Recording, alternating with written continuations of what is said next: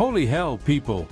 Lewis Hamilton is already shaking things up at Ferrari, and we're only on day 2 of pre-season testing. The man has barely had time to find the best espresso machine at Maranello, and he's already putting down lap times faster than anything Ferrari managed in actual qualifying in Bahrain last year. Read that again. 5 minutes in Ferrari red, and he's already making his new teammates look like they've been driving in reverse this whole time. If this is just a taste of what's to come, we might need to strap in for an absolute roller coaster of a season. Is Hamilton adapting faster than anyone thought possible? Has Ferrari finally built something that isn't a glorified lawnmower? Or, brace yourselves, are we about to witness a full-blown civil war at Maranello that'll make the infamous Red Bull Ricciardo Verstappen drama look like a friendly go-kart outing? Buckle up, folks. Let's dive in. The 7-time champ threw down a filthy lap time of 1 minute and 29.379 seconds, not just beating the previous Ferrari best, 1 minute and 29.431 seconds, but making the entire paddock collectively realize that maybe, just maybe, Ferrari actually knows what the hell they're doing this year. And if that wasn't enough, let's talk about the real shocker, Williams. Yes, that Williams. The same team that has spent the last decade being the F1 equivalent of a thanks for participating ribbon, was somehow at the top of the damn timing charts. Logan freakin' Sargent clocked in at 1 minute and 29.3 seconds, leaving everyone wondering whether we've entered some sort of alternate reality. What the actual hell is going on? But before we all collectively lose our minds, let's talk about Ferrari's race simulations. Because, plot twist, they actually look good. Hamilton spent the afternoon running race pace simulations. And guess what? The guy was consistently hitting 1:34s and 1:35s like it was nothing. That means this Ferrari isn't just fast. It's stable and, most importantly, it's not shredding its tires into oblivion. A Ferrari that doesn't eat its own tires for breakfast? That's rarer than a Red Bull pit stop over 2 seconds. If this holds up during the actual season, we might finally see a Ferrari that doesn't self-destruct by lap 30. Now, let's address the big, juicy elephant in the room. The battle for Ferrari's top dog status. Everybody and their grandmother assumed this was Charles Leclerc's year to shine. He's been at Ferrari for 5 years, knows every engineer by name, and has somehow survived the absolute shitshow that is Ferrari's strategy department without throwing a chair. But then, Hamilton walked in. And suddenly, things aren't so simple anymore. And Ferrari, oh, they're not holding back. They've been rolling out the red carpet for Lewis, making damn sure he feels right at home. This ain't just a friendly teammate dynamic. This is a brewing power struggle, and it's going to be glorious. Alright, buckle the fuck up, because Ferrari just pulled off some next-level catering for Lewis Hamilton. Not only did they roll out the red carpet for him, but they even built him a custom goddamn steering wheel to match the one he had at Mercedes. If you're sitting there thinking, who the hell cares about a steering wheel? Congratulations, you've just exposed yourself as an F1 casual. See, Hamilton is insanely particular about his wheel setup. We're talking borderline neurotic levels of detail here. This man could probably tell if a button was moved half a millimeter while blindfolded. So, what did Ferrari do? They scrapped their entire goddamn steering wheel design and built him a new one from scratch. We're talking heavy checkmark, the doctor button? Moved. Heavy checkmark, paddle shifters? Modified. Heavy checkmark, clutch activation? Completely tweaked. Basically, Hamilton wanted to feel at home, and Ferrari said, "Say menos, lo tenemos." That level of detail is insane. We're talking about microscopic adjustments just to make sure he can instinctively smash the right buttons at 300 kilometers per hour without having to think twice. And guess what? It's already paying off. But here's where shit gets really interesting. Ferrari has never been about equal treatment. Never. Ever. Not in the Schumacher era. Barrichello played second fiddle so hard he might as well have been a violin. Not in the Alonso era. Poor Massa was basically a glorified wingman. And certainly not when Vettel had Raikkonen on a leash. So the real question is, who the hell is going to be Ferrari's golden boy this season? Because let's be honest, it's gonna be one of them. And here's where the spice kicks in. Hamilton did not come to Ferrari to play second driver. Hell no. This guy literally said in a recent interview, "Don't ever compare me to anyone else. I'm the first and only black driver in this sport. I'm built differently. I've had my own journey. No other 40-year-old driver, past or present, has been through what I have. I'm hungry. I don't have a son or a daughter. I'm focused on one thing, winning. Translation: I did not move to Ferrari just to babysit Leclerc. Meanwhile, Leclerc sure as hell isn't about to roll over and let Hamilton waltz in and trample all over his Ferrari legacy. The guy has been dragged through absolute hell at this team. Years of strategy blunders, reliability disasters, and Mattia Binotto's absolute clownery. And he knows this might be his best, and possibly last, shot at bringing Ferrari its first championship since 2007. So when he was asked about Hamilton's arrival, he was polite. But let's read between the lines here. It's great to see how well Lewis is performing. The situation he's in now is very different from when I joined Ferrari. When I arrived, I had only 1 year of F1 experience, so I had to learn how a team like Ferrari operates. For Lewis, the team is new, but he's achieved a lot. It's really interesting to see how he's adapting. Translation: yeah, I respect him, but I'm not fucking leaving. And this is where the real fun begins. What happens if Ferrari actually has the best car this year? Because if they do, shit's about to get messy. At some point, Ferrari's going to have to pick a side. And if Hamilton keeps adapting at this pace, Leclerc could have a major problem on his hands.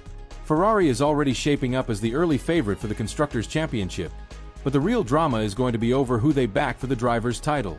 Do they go all in on Leclerc, their homegrown talent who has endured years of Ferrari's suffering and incompetence?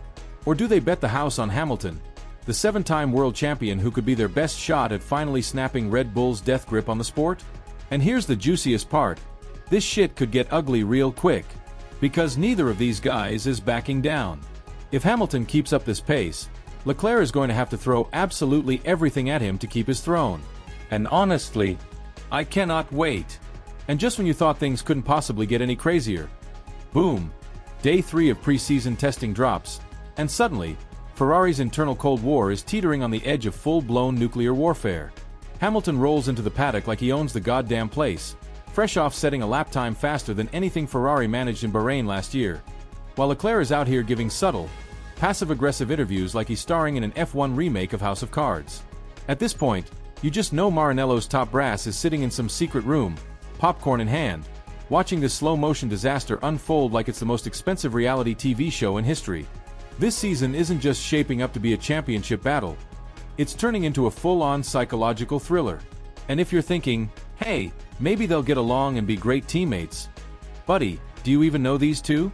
Leclerc has spent years clawing his way through the Ferrari circus, surviving catastrophic strategy calls, pit stop disasters, and those infamous stay-out radio messages just to get where he is now. And just when he's about to finally get a car capable of fighting for a title, Ferrari decides to parachute in a 7-time world champion who refuses to play second fiddle to anyone. This isn't going to be a friendly rivalry, my friend. This is going to be war. And speaking of war, let's address the big, raging, red elephant in the room, Red Bull. Because while Ferrari is accidentally engineering a civil war, Red Bull is sitting back, chugging their energy drinks, and getting ready to murder everyone on the grid. Remember how Verstappen basically spent the first few months of previous seasons half asleep, letting the engineers fine-tune the car, and then bam, as soon as everything was dialed in, he went full Darth Vader mode and started obliterating the field? Yeah, that era might be coming to an end. Because if Ferrari's insane testing pace is real, and that's a big if, we might finally have a proper championship battle for the first time in years. But here's the kicker. Verstappen doesn't seem remotely bothered. The man has been weirdly chill, just casually telling the media that the RB21 feels good, and that they're just focusing on reliability right now. You know what that sounds like? It sounds like a guy who already knows he's got a goddamn rocket ship and is just playing mind games with the competition. Because let's be real, Red Bull does this shit every single year. The moment they realize they've got a dominant car, we get the same PR playbook. Oh, we're not sure if we're the favorites this season. We're just focusing on improving the car. Ferrari and Mercedes look strong. We'll have to wait and see. And then boom, Verstappen wins 17 races. So yeah, Ferrari fans better pray to Enzo Ferrari's ghost that this SF25 is legitimately fast enough to stop Red Bull's death machine. Because if it's not, all this Hamilton versus Leclerc drama won't even matter. And speaking of drama, let's talk about the wild card in all of this, Mercedes. Because, what the hell is going on in Brackley? 1 minute, Toto Wolff is out here talking about how they've learned from their mistakes and they're coming back stronger than ever. The next thing you know, Andrea Kimi Antonelli, a literal 18-year-old rookie, is out there topping preseason test sessions like he's been driving F1 cars since birth. Excuse me, but what? Mercedes has been hyping this kid up for months, but suddenly, it looks like all the hype might actually be real. And if that's the case, oh boy, this season is about to get even crazier. We've seen young drivers make an impression before, but this is something entirely different. If Antonelli is this goddamn fast this early, we might just be witnessing the biggest monkey wrench thrown into the F1 pecking order in years. Picture this absolute chaos. Mercedes suddenly figures out their car. Antonelli keeps up his ridiculously blistering pace. And boom! Now we have a three-way title fight. Hamilton versus Verstappen versus Antonelli. If that actually happens, holy fucking shit. We are in for an absolutely insane season. But let's not get too ahead of ourselves just yet. Testing is just testing. We've seen teams look fast in preseason before, cough Ferrari 2019 cough, only to completely vanish when the actual racing starts. But based on the data we've seen so far, this year's grid looks tighter than it's been in years. And that is where things get truly spicy. Because if the top three teams are all in the mix, then every single race is going to be a fucking war zone. We're talking heavy checkmark strategy battles that could make or break seasons. Heavy checkmark, team orders and drivers ignoring them like absolute madmen. Heavy checkmark, last lap dogfights that'll have us all screaming at our TVs. Heavy checkmark, potentially the greatest title battle since at least 2021. And honestly, we need this. After 2 years of watching Verstappen turn F1 into his own personal highlight reel, the sport is desperate for a proper fight. If there's one thing we've learned from this preseason so far, it's that Formula 1 in 2025 is shaping up to be completely fucking unhinged. So, let's take a step back and really appreciate the absolute madness unfolding in front of us. Exhibit A. The Hamilton-Ferrari Circus. Lewis Hamilton, the most successful driver in F1 history, has stormed into Ferrari and immediately started throwing hands with Leclerc. Figuratively for now, demanding custom steering wheel settings like a full-blown F1 diva, and already putting in lap times that Ferrari could only dream of last season. Meanwhile, Leclerc knows exactly what's at stake. 4 years, he's been Ferrari's golden child, the one meant to bring them back to the promised land. He's endured heartbreak, pit lane disasters, and Ferrari's legendary strategy blunders. And just when it finally looks like he's about to get a car that can fight for the title, Ferrari goes and signs Hamilton, a man whose entire existence screams, main character energy. And now, there's no escape from the war that's about to explode. Because this isn't just about who's faster over one lap, this is about power, control, and legacy. Leclerc wants to be the man who finally drags Ferrari back to the top. Hamilton wants to cement his GOAT status by ending his career with an era-defining victory. Ferrari, they just want to finally win a goddamn championship for the first time since 2008. And normally, that level of drama would be enough to fuel an entire season. Exhibit B. The Red Bull Wild Card. But things get even crazier when you look outside of Maranello, because just when Ferrari was gearing up to take the fight to Red Bull, a wild Mercedes appeared. And not just any Mercedes. A Mercedes led by a kid who wasn't even born when Hamilton won his first title. Andrea Kimi Antonelli has officially entered the ring. And if his insanely fast preseason pace is even remotely legit, Hamilton and Verstappen aren't just going to have to fight each other. They're going to have to deal with a literal prodigy who doesn't even know what losing feels like yet. I don't know about you, but this has all the ingredients of an absolute masterpiece of a season. And that, my friends, is a terrifying prospect. Because Antonelli is coming in with exactly zero expectations, zero legacy to protect, and zero political baggage to slow him down. No decade-long mind games with team bosses, no history of backstabbing teammates, and no ego battle over who gets the first call on strategy. He's just raw, unfiltered, batshit fast talent. And if Mercedes has built anything remotely competitive, we could be staring down the most earth-shattering rookie season since Lewis Hamilton in 2007. Which, ironically, means that Hamilton is now in the exact same position Alonso was in back then. A certified all-time great trying to fend off a young gun with nothing to lose, all while simultaneously battling another title rival from Red Bull.